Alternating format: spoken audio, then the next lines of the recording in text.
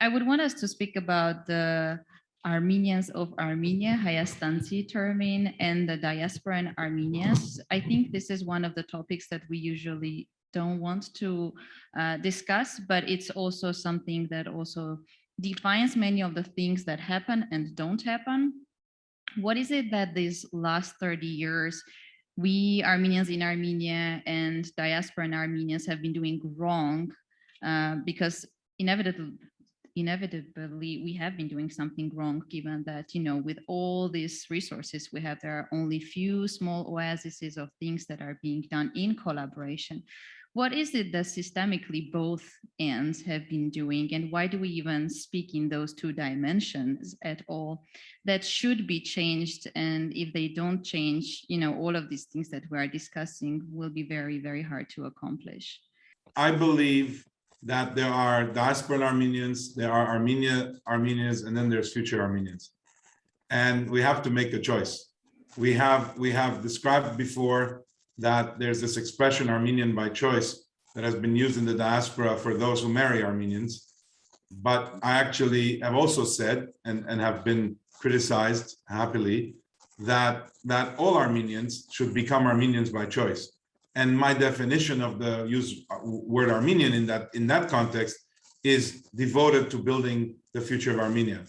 And if we can all become Armenians by choice of that kind, then we'll be future Armenians. And everybody has the same right to then have a say about that future, which the 5-year-olds today have no say in, because they're unable to shape that future. So I do think that the diasporan organizations collectively bear a massive responsibility for what's happened. And I hope that they are not afraid of questioning their very existence and changing their devotion to the future as opposed to preservation only. I think Noubar said great. I don't want to go the past and analyze what we did wrong. We did too many things wrong, and it was partly objectively because, for example, we got independence without serious preparing to get the independent country running elite. And this was one of the challenges because the Soviet Union collapsed.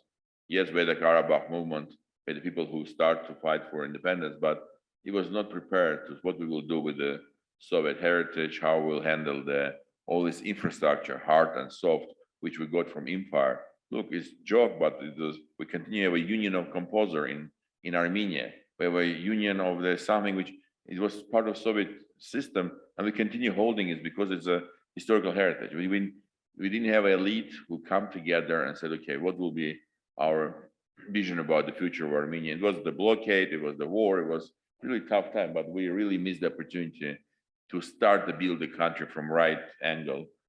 And I think because the war was won by local Armenians, they said, sorry, diaspora, you can help us, but we know what we're doing. We have a right to run the country how we want it, and don't bother us or give us advice if we ask you, but don't try to run together. And diaspora was also very happy not to do it because it was easier to give advice and do some charity and help without being responsible for the Armenian. You know, it's funny to see how my non-Armenian friends jealous about Armenian network. Okay, they said, oh my goodness, you're so strong. You're so well organized, you're so well connected, and you're so helping each other. And in one hand, I said, it's joke, we are joking. But on the other hand, I'm looking at other nations, I would say it's true. We are much better compared to many other, I don't compare us with Jewish, but I'm just saying for many other nationalities, we're really uniquely connected. And our Noubar cases, it was a very good example how with Andrea Donyan and Pierre, we use and start this program of Armenia 2020 without knowing each other. I just called McKinsey partner, which I knew, Miki Obermeyer. I said, Miki, do you know any Armenian partners? He said, yes, I know 2 Armenian partners by name, Andrea Andonian in Germany and Pierre Gurgian in Belgium. And I called him and said, you know, my name is Ruben Vardanyan. I want to talk to you about Armenia. And he said, yes, okay, I've never been in Armenia, but let's talk about Armenia. Okay, it was really showing how well we can use this network if we want it. The question, do we want it or not? And I think one of the challenges and the same opportunities that we are facing now, the crisis, I think equally strong in Armenia and in diaspora. We have a disaster in the group now, and without doing anything to dramatically in the Spur, it's not illusion anymore. Oh, Spur will help, Spur will come and help us. It's a both sides needs to be helping each other to reestablish everything that was before looked like work well.